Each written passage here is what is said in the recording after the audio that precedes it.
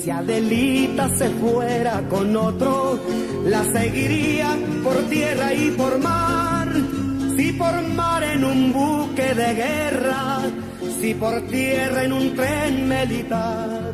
Y si Adelita... De cumplidas señoritas a personajes de la historia.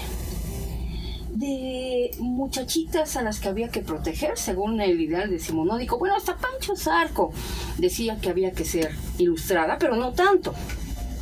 Y eso lo decía Zarco. Imagínense que esa era el vera. Pero ¿qué pasó después? ¿Qué pasó en el cambio de siglo? Aquí lo hemos dicho. Fueron mucho más que Adelitas. Y también aquí lo hemos dicho. A lo mejor el cambio histórico empezó antes. A lo mejor empezó con ellas. Haciendo cosas, escribiendo cosas, actuando, viviendo. De ellas, de mujeres de armas tomar, es que aquí hoy se abre una historia, amigo.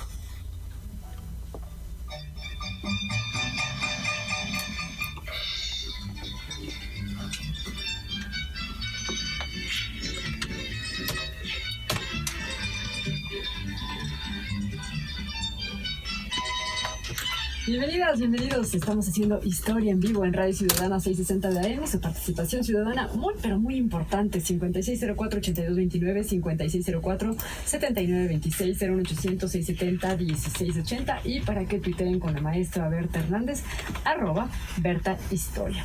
Maestra. Pues muy buenos días, Maru. Hello, buen día. Buenos días a todos. Buenos días pasados por agua, ¿no? Pero, bueno, pues ya que le hacen, ¿no? Y frío, nublado. Ah, pero con águila. Ajá, es en la nopalera. Sí, claro. Digo, la nopalera ni de lejos estaba en Tenochtitlan, ¿no? Pero hay águila. Y esas son cosas que debemos agradecer. Aunque por ahí alguien tuiteó ayer en la tarde, es que no es águila, es Avilán. Pero como dice un querido amigo, el poeta Jerry Chicago, que anda por ahí en Twitter, no lo echen a perder con tecnicismos, ¿no? Sí, la ilusión no nos roba la ilusión. Exactamente. Pero bueno, mujeres de un momento bien interesante, porque son mujeres involucradas en la política, pero especialmente son mujeres, esa es mi hipótesis, eso lo vamos a platicar, beneficiarias de una estructura educativa que empezó en el 19, y que ellas utilizan, la maximizan y se vuelven personajes de la historia que hoy día mucha gente ya no habla de ellas. Es más, mucha gente no se acuerda de ellas. Pero para eso tenemos invitado hoy a alguien que se puso a buscarlas, que las encontró, que las fue a rescatar de un montón de sitios, de la prensa, de los libros, de las crónicas, de los pleitos, porque muchas de ellas son protagonistas de agarrones impresionantes. Para que vean que no todo el mundo era un perfecto caballero hace más o menos un siglo. Y van a ver qué historias. Porque a mí me da mucho gusto que esté hoy aquí Ángel Gilberto Adame. Hola. Hola. ¿Cómo estás? Qué gusto que vengas. Porque fíjense que él se puso a rescatarlas. Y el resultado es un libro que se llama De armas tomar. Feministas y luchadoras sociales de la Revolución Mexicana. Y de algunos nos enteramos de refilón. E incluso de papeles no muy airosos. Pero de otras prácticamente no sabemos nada. O casi nada. Y por eso hoy vamos a hablar de ellas. Oigan nada más esta colección. Oigan nada más.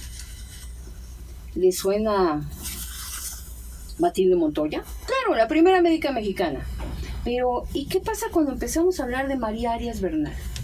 De Juana B. Gutiérrez, de Hermila Galindo, de Eulalia Guzmán, de Mimi Lerma, de Palma Guillén, de Clementina Batalla, de Tina Modotti. Bueno, hay algunas que son muy famosas, o han sido famosas como por temporadas.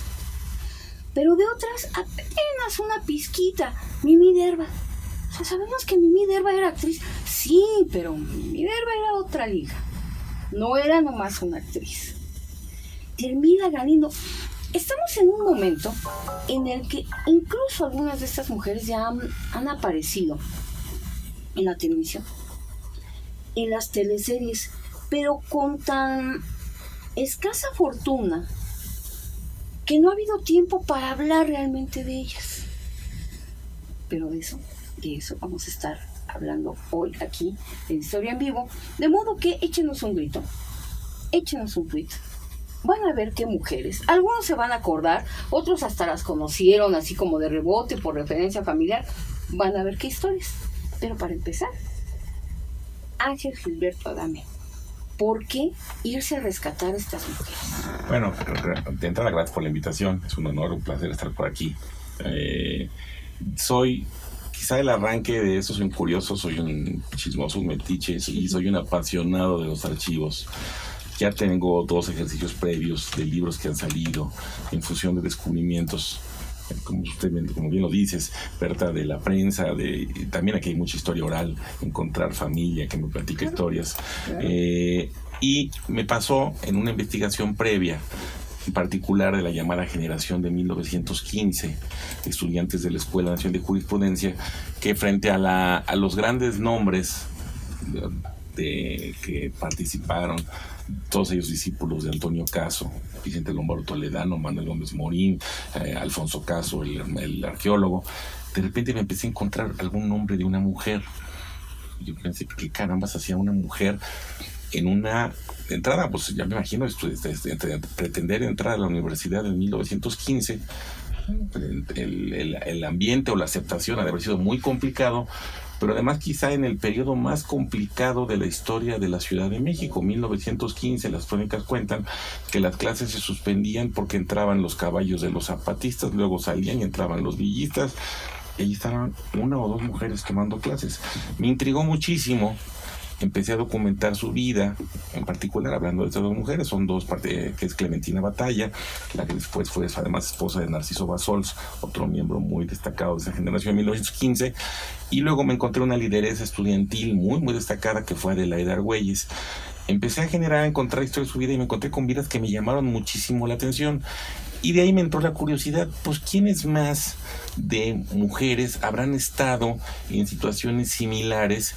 Y poco a poco se fue armando esta colección de 12 mujeres que no agotan la nómina. Hay más mujeres. Claro. Leíste 12 mujeres, pero fue un número cabalístico que decidí cerrarlo ahí, pero pude haber seguido con historias. Esa es la historia, la pasión por los archivos, la intriga de qué hacían estas mujeres ahí, y 2, me fui encontrando con vidas ricas, como tú lo platicaste hermosamente ahorita, vidas ricas, hermosas, y que entendí o quise transmitir que debían o merecían ser contadas. Claro. Y precisamente porque merecen ser contadas es que estamos aquí en Historia en Vivo hablando de mujeres de armas tomar, porque todas tienen un común denominador.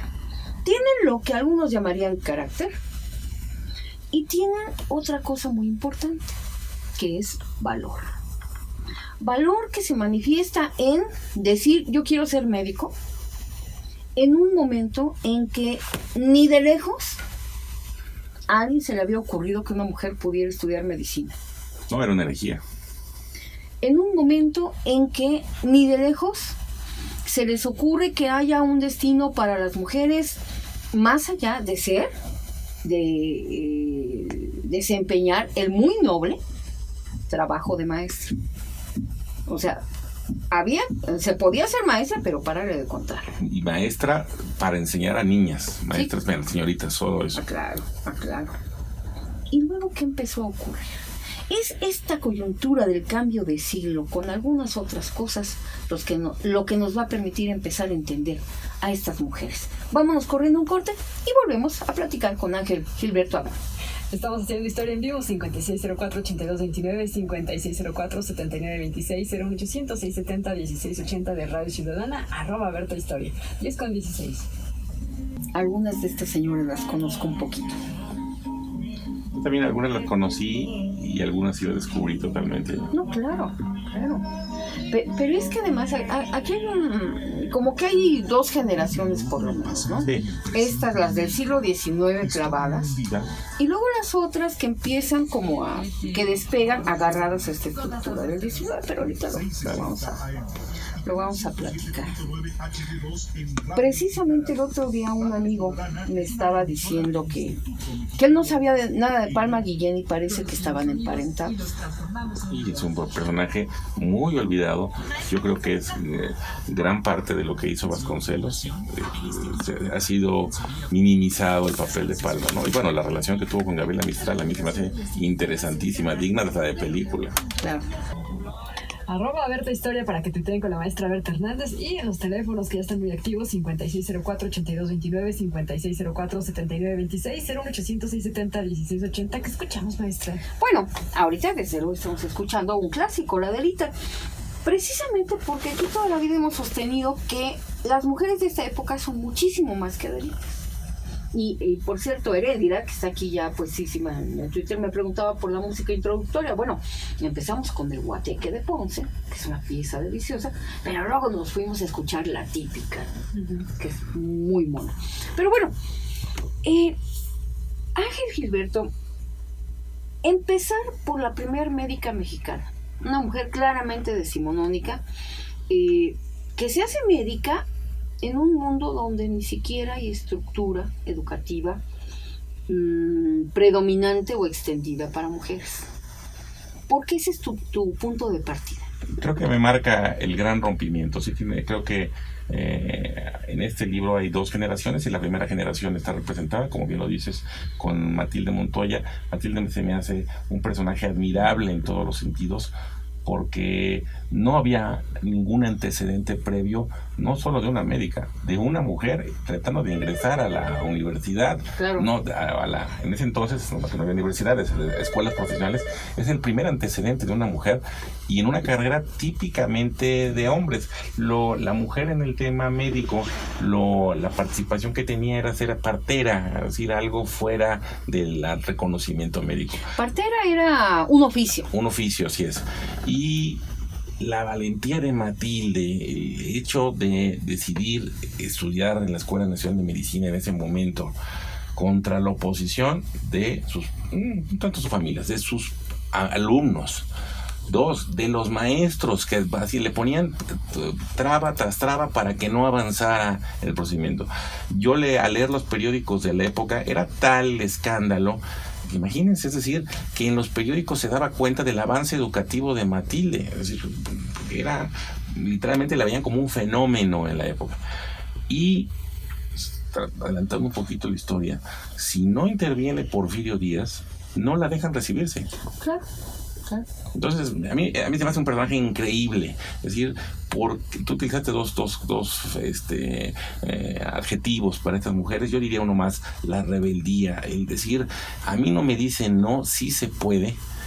Tuvo que intervenir alguien para ayudarla, pero imagínense, de por sí estudiar una carrera puede ser complicado, con la oposición de todo mundo para que lo logres, y ella no renunciar al tema y ir avanzando y generar una expectativa nacional. A mí me decía, tiene que estar en el libro, no me la puedo aguantar. No, claro, porque además de veras es muy difícil para las generaciones actuales, donde lo más sencillo es que las chicas vayan a la universidad. Es verdaderamente hablar de otro mundo, de otro universo. Pensar que en los periódicos se está dando cuenta de las broncas de una muchacha para convertirse en médico. Pero esto llega a generar tal expectación, y esto lo cuentas muy, muy padre en el libro, que la gente se empieza a dividir en dos bandos, y hasta trancazos hay. Claro. Están los que apoyan a Matilde y los que detestan a Matilde y no la quieren ver pisar una escuela de medicina. Sí, era una verdadera herejía. Es decir, es el primer gran rompimiento, yéndole a la arqueología de lo que podríamos llamar feminismo, porque no creo que eso sea un feminismo como tal, sino más bien son más bien esfuerzos individuales. Es decir, es el primer gran atisbo de una mujer en la historia nacional de romper contra lo que estaba destinado para ella, una especie de destino manifiesto de la mujer decimonónica. Y aparte, qué buena expresión, porque destino manifiesto, en el caso de una mujer que quiere ser médica, es pero clarito, ¿Por qué? Porque la gente dice, no, o sea, las mujeres sienten feo de ver sangre, se desmayan, pero dicen, esa es su naturaleza. Ellas no pueden ver algo feo, el mundo de la enfermedad les es ajeno, ¿cómo va a ser médica? Y una de las grandes historias de Matilde Montoya es que, como todo estudiante de medicina, tenía que hacer sus prácticas. Claro. Pero no la dejaban ni hacer prácticas con un cadáver junto con sus compañeros. O sea, a ver, qué rollo tan retorcido. Trabajar sobre un cuerpo humano, como hacen todos los estudiantes de medicina desde hace siglos, pero lo malo no era que viera un cadáver desnudo de hombre o mujer, no. La bronca era que lo hiciera junto con sus compañeros varones. Entonces dice uno, a ver, va de nuevo, ¿cómo? Si no hubiera sido porque el director del Hospital de San Andrés, ese que ya no existe, donde por cierto también hacía sus prácticas Manuel Acuña, no le hubiera reservado un espacio, un lugar para que la señorita Montoya hiciera sus prácticas solita, no las hace y por lo tanto no se vuelve médico porque no hay práctica. Claro, sí hubo en el camino de Matilde, sumado a ese empeño, a ese gran carácter, la visualizo a la hora de escribir, sí hubo 2 o 3 personas que pudieron ayudarla, ¿no? Porque siempre tuvo la suerte ella, sumado a esa rebeldía a la que me refería, de encontrar pequeños ángeles de luz que le permitieron avanzar y culminar, ¿no? Ahora, hay una estructura que también tenemos que recordar. Para cuando Matilde Montoya quiere ser médica, bueno, Matilde se arriesga en un campo donde no hay estructura educativa para mujeres. Uh-huh. Pero, ahí ya existía por lo menos la Escuela de Artes y Oficios para Mujeres que había fundado Juárez. Uh-huh. Una escuela donde podían aprender un oficio. Costura, cosas así. Algunas cosas un poquito más complicadas, encuadernación, repujado, en fin, ciertas pequeñas cosas donde además aprendían matemáticas a otros niveles, no nada más las 4 operaciones, aprendían álgebra. Uh-huh. Y eso también era asunto de notoriedad en los periódicos. Pero aquí lo interesante es que, si bien es cierto este ejercicio, este proyecto juarista es pionero, después empiezan a proliferar. Y algunas de las mujeres que están en este libro son beneficiarias de esas escuelas, como Hermila Galindo. Claro, sí, 100%. Ahora, esto es un tema bien interesante porque ¿quiénes son? ¿Qué estudian? ¿Qué logran estudiar? ¿O en qué oficio o en qué carrera se preparan muchas de estas mujeres? Creo que al principio de ellas hay distinciones, pero quizá un género común. Todas entran por el esquema de la escuela normal, que también nos hace falta ahí algún día reconocer el gran aporte hoy que hablamos con cierto desprecio de las escuelas normalistas. En la historia de México, la normal tuvo una gran influencia en la formación de generaciones de estas mujeres y de hombres y mujeres de este país. Quizá ahí falta alguna reivindicación histórica del papel de la normal. Entonces, uno común de ellas, todas entran por lo que les permiten. Es decir, hay un punto. Ellas quieren estudiar, van por el camino tradicional, van por la normal. Y luego ya van siguiendo distintos derroteros. Hay quien quiere seguir los estudios universitarios, hay 2 o 3 ejemplos ahí, Matilde, ya lo estamos diciendo. Uh-huh. Y hay quien dentro de la normal es un punto de lanza para ya de inmediato entrada a la actividad pública.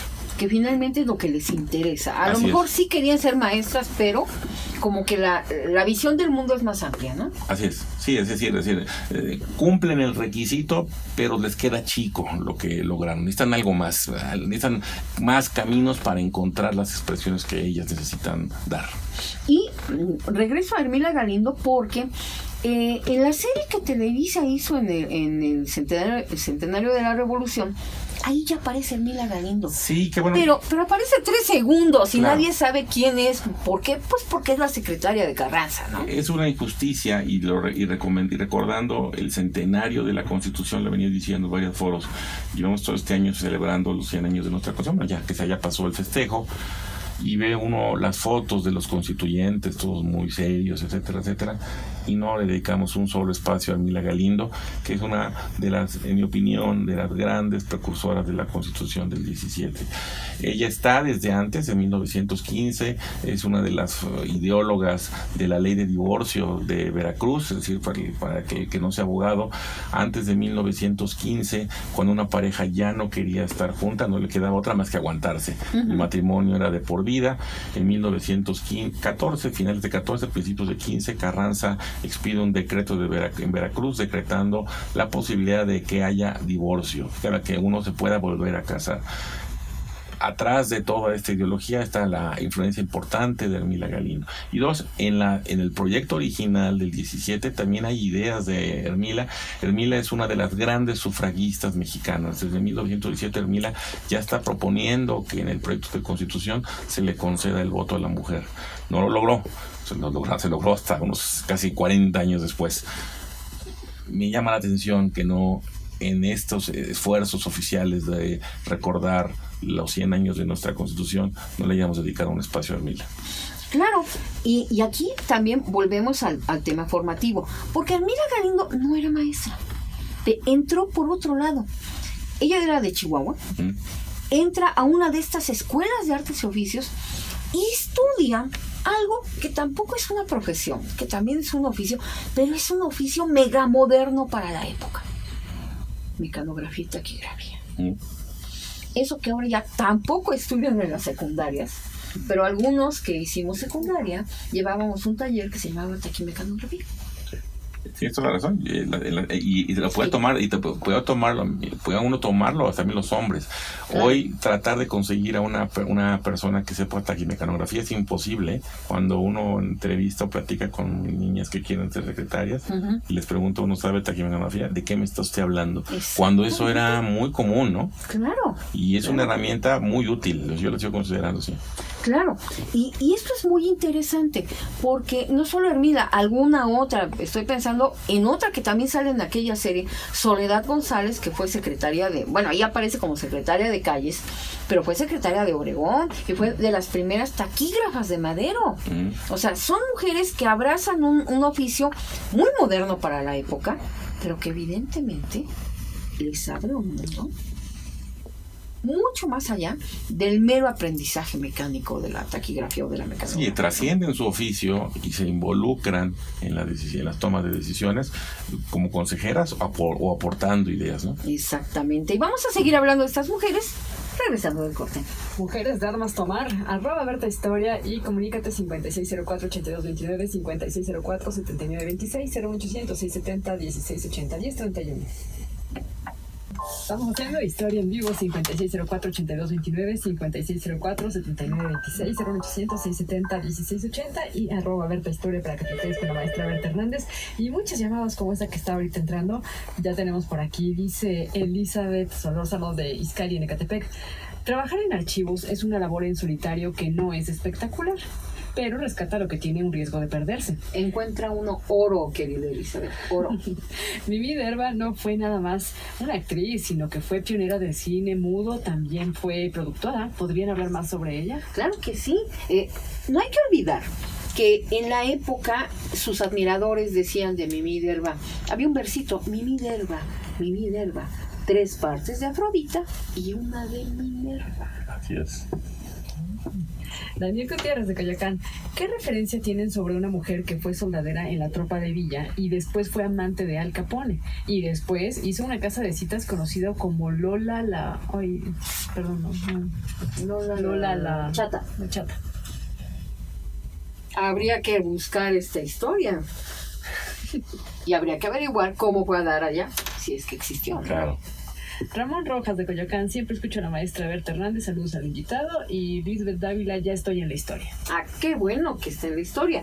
Y acá, tuiteando desde Guadalajara, ya estaba desde temprano la querida Laura Michelle Aydin con todo y gatos, diciendo ya casi listos para historia en vivo. ¿Quién más está? Desde luego la querida escultora, pasando lista para oír acerca de mujeres de armas tomar. Esaú, presente en Historia en Vivo. Con este frío no hay de otra más que escuchar desde la comodidad de mi cama. Presumido, Heréndira, desde el Estado de México, mujeronas, buenos, nublados, pero cálidos días. Música introductoria, ya dijimos, queridísima Heréndira. Y está por acá Vicodín. Saludos, Vicodín, ¿cómo no? Y dice Laura Michel desde Guadalajara, está Regino67, que esa es la cuenta de Twitter de Ángel Gilberto Adame, en Historia en Vivo, hablando de su nuevo libro. Me encanta la idea, mi mamá fue doctora. Y Heréndira dice, ¿quién fue entonces la mujer a quien Díaz no quería dar el título y ella luchó hasta conseguirlo? No, hay una historia así. Yo creo que aquí tenemos a un Porfirio Díaz que hay que reivindicarlo también, los que escriben, otra faceta más de Porfirio Díaz en este caso, un Porfirio Díaz feminista. Y aquí alguien se va a colgar de la lámpara. Pero lo cierto es que hay que entender mucho esta posición de don Porfirio. Porque si uno ve la historia del liberalismo del siglo XIX, lo que uno ve es que siempre está presente la idea de la educación de las mujeres. Con muchos asegúnes, con muchos jaloneos, toda la vida sin dinero para crear escuelas, pero siempre está presente. Desde Joaquín Fernández de Lizardi, que hace una novela sobre educación de las mujeres, hasta los diferentes proyectos, siempre fallidos porque nunca hay dinero, donde se habla de escuelas para mujeres. Lo que pasa es que, sencillamente, nunca hay condiciones para generarlas. Aunque eso no quiere decir que la mujer, yo ubico a la mujer del siglo XIX, la decimonónica, y la del principio del siglo XX, como una mujer ilustrada, como ella está en el hogar, ella tiene dos funciones importantes. Uno, ella se encarga de la instrucción de los hijos. Y pues en aquellas épocas, por entrada, bueno, el aprender francés era algo sine qua non, obligado, claro, y la principal educadora era la madre. Y dos, la gran lectora era la mujer, porque el hombre estaba en la calle, o cuando antes estalla la revolución, está el movimiento hermano, y la mujer sigue cultivándose. Y son habilidades que no son menores. O sea, tocar piano, que casi todas las mujeres aprendían en casa, hablar francés, y estas cosas que las niñas del siglo XX aprendimos como manualidades, costura, bordado, y no crean que era un asunto de para que hagas carpetitas bonitas. Lo que subyace en eso es el planteamiento liberal de que todas las mujeres tengan este aprendizaje porque tal vez un día, si se quedan huérfanas, si no se casan, si no quieren ser monjas, antes de toda la reforma liberal, era la posibilidad de tener algo con lo que ganarse la vida. Y eso es una constante en los anhelos liberales. ¿Por qué? Porque durante muchos años, o sea, esto pesa incluso en el 19, ¿cuál es el destino de las mujeres? El matrimonio. Pero si no se casan, y si son pobres, y si se quedan huérfanas, y aquí entra todo el rollo moral. Se pueden, así decían, se pueden perder por no tener quien las sostenga. ¿Qué quería decir eso? Que podían acabar convertidas en prostitutas o podían acabar convertidas en amantes de un señor que las mantenía, y los quisieran o no lo quisieran, aparte del juicio moral, el asunto era que no tenían cómo vivir por sí mismos. Claro, y además recordando esto, que no había divorcio, el siglo XIX fue la gran época de las casas chicas, porque las familias ya mal avenidas, como no se podían divorciar, bueno, pues el que tenía otra relación, pues montaba una casa ya socialmente entendido. Así que lo que hay detrás de todo eso que nos hicieron aprender es el resabio de toda esta problemática social, que no era menor. Claro. No era menor, había que saber coser, había que saber bordar, etcétera. Incluso todavía algunas secundarias técnicas tienen ese tipo de terminales, y es la huella de toda esta discusión. Así que cuando uno se pregunta, ¿por qué en la secundaria nada más hay corte y confección? No, tiene su razón de ser. Y eso es muy, muy interesante. ¿Quién más está acá? Dice Heréndira, en época de mi mamá, los caminos eran enfermera, maestra o secre. Las iban a mantener, no necesitaban escuela. Ese es también otro de los argumentos, ¿no? ¿Para qué iban a ir a la universidad? Sí, claro. ¿Cómo? Álvaro Orfento de Benito Juárez. Saludos a la maestra Berta y al invitado. El programa es muy interesante, nos ilustra y orienta. María Teresa Barrera de Churubusco. Muchos saludos a la maestra. ¿Podrías repetir el nombre del invitado? Claro que sí. Ángel Gilberto Adame. Patricia López de Benito Juárez. Felicito a la maestra y al autor del libro. Hermina Galindo es de Durango. Continúen con programas interesantes y por más. Es cierto, es de Durango y se mueve a Chihuahua. Porque cuando queda huérfana, ella es hija de un matrimonio no muy integrado, los papás se separan, y cuando ella se queda huérfana se va a Chihuahua con el papá. Así y es. por eso estudia en Chihuahua. Tiene toda la razón. Sí. Y acá, ¿qué más dice?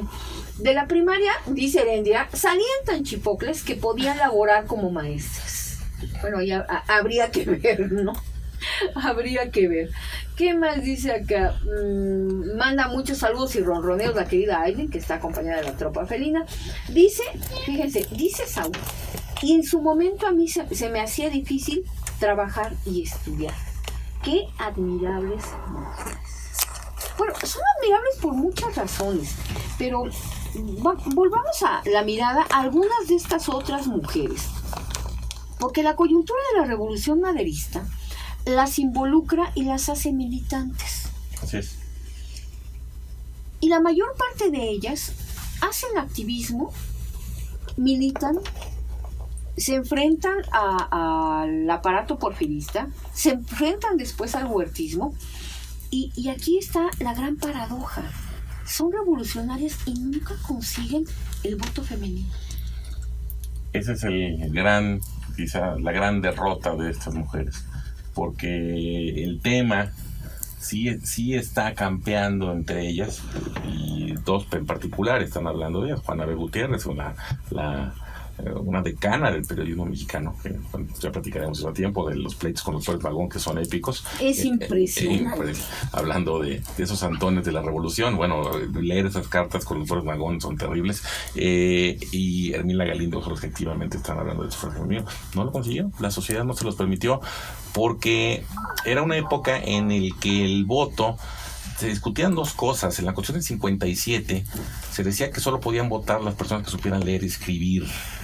Y entonces, jurídicamente, además, la mujer no solo no tenía el derecho al voto, sino en su actuación en la vida diaria, la mujer no podía celebrar un contrato, comprar una casa sin la autorización del marido. Entonces, había un andamiaje legal, que ya la cúspide de todo era el voto, que limitaba a la mujer. Entonces, no lo lograron porque no lograron desmantelar todo ese andamiaje que la limitaba. La mujer en ese tema jurídico estaba siempre supeditada en un inicio de su vida a su familia, todas las fines se iban a su familia, cuando se casara a su esposo, y después a sus hijos. O sea, no podía tomar decisiones jurídicas por sí misma. Ahí hubiera hecho falta un apoyo político mucho más a fondo. Quizá una de las grandes críticas que ahora se le hacen a Madero es que no desmantela el aparato normativo militar porfiriano. Sí, que hay muchas cosas que son intentos, como el Departamento del Trabajo, no alcanza a hacer una ley del trabajo. Toda esta discusión con el zapatismo que genera todo su enfrentamiento. Hay muchas cosas que no le dan tiempo. Ese es el tema. Yo creo que sí, la discusión, a Madero hay que juzgarlo desde el punto de vista de lo que él no pensó hacer y también de lo que no le dejaron hacer, porque no le dieron nada de tiempo. Madero no llegó ni al año de gobernar el país. 15 meses, pero en 15 meses hizo cositas que se quedaron atoradas, cositas que se quedaron paradas, cositas en las que no le hizo caso la contraparte que debía funcionar. Y con un Congreso totalmente en contra.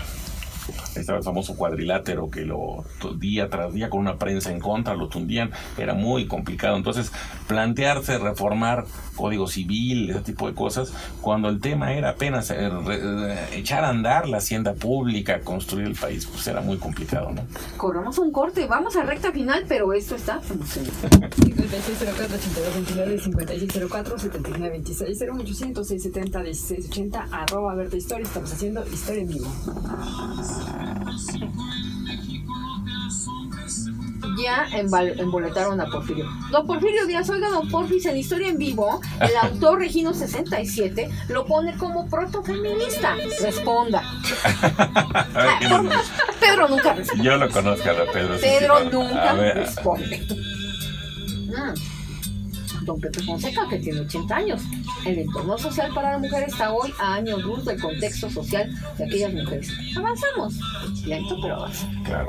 Yo creo que estas mujeres, quizás es uno de los esfuerzos de este libro, reconocer en el feminismo de hoy que sí hay antecedentes, que no es de la nada, no nace el feminismo de hoy como generación espontánea. Y además aquí de entrada hay una discusión muy interesante, porque generalmente este tipo de libros los escriben mujeres. Sí, me cuesta, yo me llevo muy bien con la maestra Gabriela Cano, claro, que es creo que una de las más importantes, pero reviso la bibliografía y no encuentro... No, entonces ahí sí me siento pionero. No, y además hay algunas, ya se nos va a acabar el tiempo, pero hablar nomás de Eulalia Guzmán es un rollo. Ese es un rollazo, porque podemos discutir si descubrió o no Cuauhtémoc, pero otra vez el tema machista se le vino encima. ¿Cómo es posible que una mujer haya descubierto los restos de Cuauhtémoc? Bueno, en su época, pero finalmente el pleito todavía hasta hace...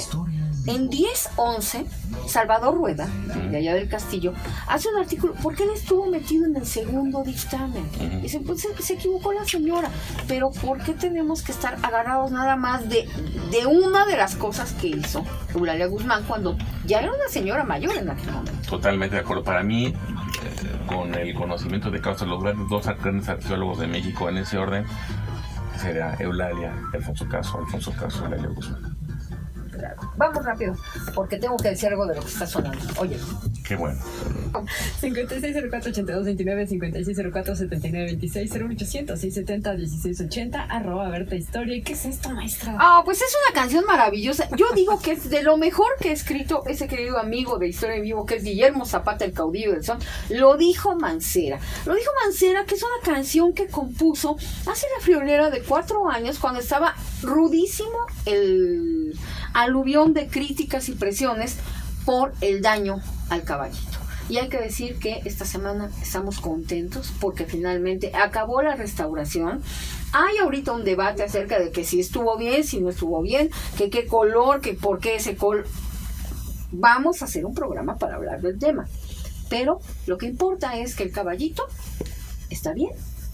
Está de vuelta en la plaza, sin andamio, sin manta, sin envoltura. Y eso es algo de lo que debemos felicitarnos. Totalmente. ¿Por qué? Acordémonos, el caballito es una de las estatuas ecuestres más importantes del mundo. En su momento, otro amigo de Historia en Vivo, el recordado Guillermo Tobar, dijo claramente, es la estatua ecuestre más importante de América. Y cuesta trabajo pensar que en las redes hay quien se queja de que costó 7,5 millones su restauración. 7,5 millones para el volumen presupuestal de ese gobierno es un pelo de gato. Y me parece un pelo de gato muy bien invertido. Que tocando ese tema que maestra, le dejo de tarea otro tema.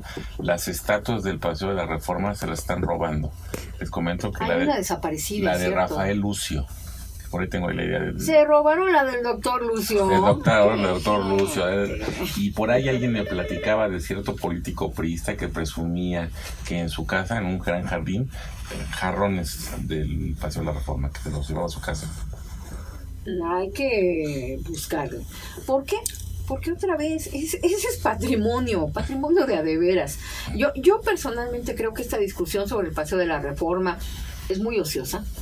¿Por qué? Pues porque nomás vean las fotos, nomás vean los grabados. A ver, ¿dónde está la casa del empresario Braniff? Claro. O sea, tiene mucho que el Paseo de la Reforma dejó de ser histórico, es decir, dejó de ser por sí mismo un monumento histórico.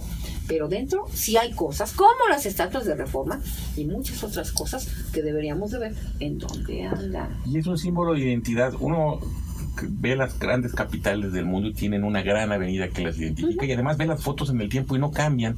Yo veía fotos del Paseo de la Reforma de los 40, tenían un gran camellón con árboles, y ahora es otra cosa totalmente distinta. No tiene nada que ver. No tiene nada que ver, dejando otra cosa. No hay algo que... Y ve uno en constante cambio, renovación. Exacto. Como que hay ciertas cosas que se deberían preservar, ¿no? Claro, el problema es que ya estamos tarde. O sea, ahorita estamos lloriqueando porque es histórico. No, ahorita ya no hay nada de histórico más que las estatuas de Reforma. Y eso, no todas. No, te están llevando. Yo, si la van a regalar, que nos avisen, porque hay 2 3 muy bonitas para ver si me puedo llevar una a mi casa. Híjole, yo quiero la de Guillermo Prieto. Pero bueno, hablemos de otra cosa. Dice don Pepe Fonseca, el entorno social para la mujer está hoy a años luz del contexto social de aquellas mujeres. Avanzamos lento, pero avanzamos. Tiene toda la razón, mi querido don Pepe. Vicodín dice, ¿cuáles serían las armas que las mujeres deberían tomar en estos días? ¿Solo la escuela? Mi querido Vicodín, yo personalmente creo que hace mucho que las mujeres tenemos armas que no son nada más la escuela. La escuela nos da instrumentos, pero hay activismo, hay trabajo político. Hay gente que sigue pensando en que el destino femenino a lo mejor es nada más ser mamá. Bueno, yo creo que ya tenemos muchos años demostrando que no. Pero ser mamá no es chamba menor. No es chamba menor, precisamente ahorita que tenemos tantos debates sobre la bronca educativa.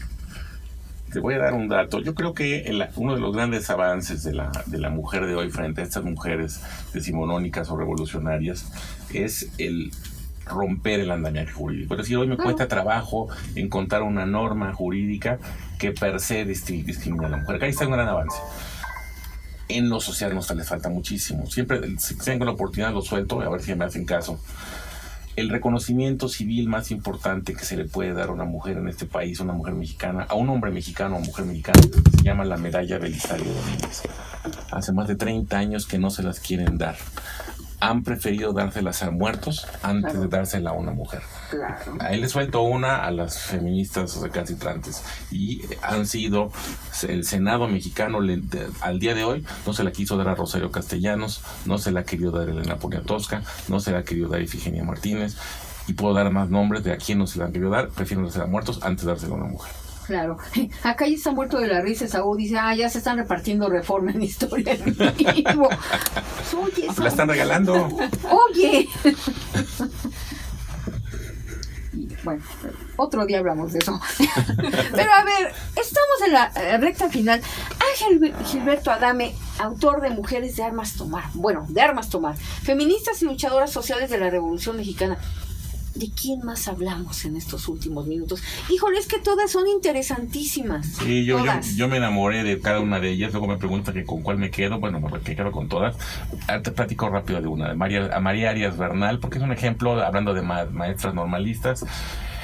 1913, febrero, el fin de la decena trágica concluye con el magnicidio de Madero y Pino Suárez. La actitud de la Ciudad de México fue una actitud de qué bueno que sucedió. De hecho, grandes intelectuales de la época se suman al gobierno huertista. Los que pretenden rebelarse, pues huyen de la ciudad. Los poquitos que abren la boca los matan. Belisario Domínguez es el ejemplo. Y pues hay una actitud de conformismo, qué bueno, ¿no? Y la poca rebelión que se registra en la Ciudad de México está encabezada por esta maestra normalista María Arias Bernal. Una rebelión simbólica porque lo que ella hacía era hacer guardias de honor en la tumba de Madero. La metieron en la cárcel por eso. Se atrevió a cachetear al hijo de Huerta por haber ido a mancillar la tumba. Y concluye esta parte de la historia, porque ella tiene todavía más cosas que decir, cuando entra Obregón a la Ciudad de México a mediados de 14. Una de las primeras cosas que hace es ir a darse una vuelta a la tumba de Madero, y hay un discurso fuertísimo que da Obregón, y entre esos increpando a los pocos hombres que fueron los hombres de la Ciudad de México, y diciendo que la que realmente tenía los pantalones había sido una mujer, que les había dado vergüenza, y que en honor a ella le daba su pistola, y de ahí nació el apodo de la maestra María. El apodo de María Bernal se convirtió en María Pistolas. Es decir, ahí estaba una gran mujer de armas tomar. Claro. Ahora, también hay que decirlo, de armas tomar es un libro muy interesante en muchos sentidos. Primero, esto lo presentamos fuera del aire con Ángel Gilberto Adame, es pionero, porque la mayor parte de trabajo sobre estas mujeres los escriben mujeres. Rarísimo que un hombre se ponga a hablar de ellas, sobre todo para tocar temas donde ciertos hombres salen tan mal parados. Tú hablaste de María Arias Bernal, pero y qué decir de una mujer que acaba enfrentada de fea manera con los magonistas. Claro, yo invito a la gente, bueno, obviamente me encantaría comprar el libro, pero en particular leer esas cartas de los Flores Magón. Tenemos esa mala costumbre en la historia de crear villanos y buenos, ¿no? Cuando uno lee las cartas de descalificación de los Flores Magón a Juana B. Gutiérrez en función de su pertenencia sexual, la manera en que la descalifica, dice uno, caramba, hay que entender a todo mundo en los contextos, ¿eh? No todo es blanco ni negro. No, y además, bueno, finalmente unos y otros son parte de una visión del mundo, de una moral, pero uno dice, hijo, qué golpes tan bajos. Claro. Córrele con las llamadas y todavía tenemos que... Olga Moya de Iztapalapa felicita al maestro y al invitado por el programa. Hilda de San Román, Toluca, está muy interesante el programa. ¿Existe alguna rotonda de estas mujeres? Sería muy bueno hacer una rotonda de hombres y mujeres juntos. En la película La Soldadera que hizo Silvia Pinal se ve la miseria que viven estas mujeres y también se ve su lucha incansable. Arquitecta Alicia Beltrán, esposa del maestro Humberto Alba, felicito al programa y al invitado. ¿Podrían decirle editorial, por favor? Muchos abrazos, los escucho con cariño, está de lujo el programa. Un queridísimo abrazo, queridísima Alicia, y el libro es De Armas Tomar, Feministas y Luchadoras Sociales de la Revolución Mexicana, lo escribe Ángel Gilberto Adame y lo edita Aguilar. Acá en el Twitter, Mujeres de Armas Tomar y de Ideas y de Oficios también. ¡Qué buen programa! Heréndira dice que por favor ella le aparten la estatua de Cuauhtémoc. Yo quiero los de la Puerta de los Leones, por favor. Heréndira dice, sobre la medalla Belisario Domínguez, ¿será que la mayoría del Senado es tricolor y se dice que el tricolor rebuzna? No tiene nada que ver. No. Ahí sí no es un asunto partidista. Laura Michel dice, yo quiero las estatuas de Victoria, Galeana y Leonardo Bravo. Bueno, ¿ya ven? Eso les pasa por andar perdiendo las estatuas. Y desde el Bajío dice Alexis Ayac, excelente programa, vaya que son ustedes de armas tomar. Es que de veras, es una gran historia.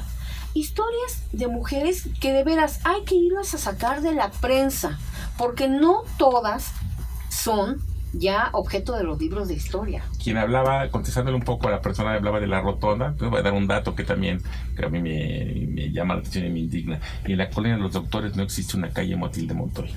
Claro. Bueno, eso tiene una cierta explicación.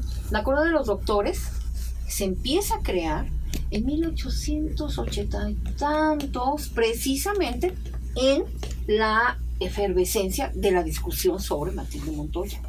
Y a nadie nunca se le ocurre agregarle una calle. Todos son los médicos amigos del doctor Lisiaga. No hay, obviamente era un club de toque. Queda clarísimo. Pero ya nos vamos, pero nos podríamos quedar aquí horas hablando con Ángel Gilberto Adame de estas mujeres. Qué bueno que viniste. No, es un honor, es un placer y un disfrute de la charla. Y nos la hemos pasado bomba. Pero ya nos vamos. ¿Con qué nos vamos, Javi? Con esta canción que nos encanta. Y qué bueno que hay caballito de regreso. Gracias a la maestra Berta Hernández, Cecilia González Landín en la producción, Javier Sánchez Vázquez en los controles técnicos, José María Iniestra. Hasta la próxima. Si Adelita se fuera con otro, la seguiría por tierra y por mar. Si por mar en un buque de guerra, si por tierra en un tren militar.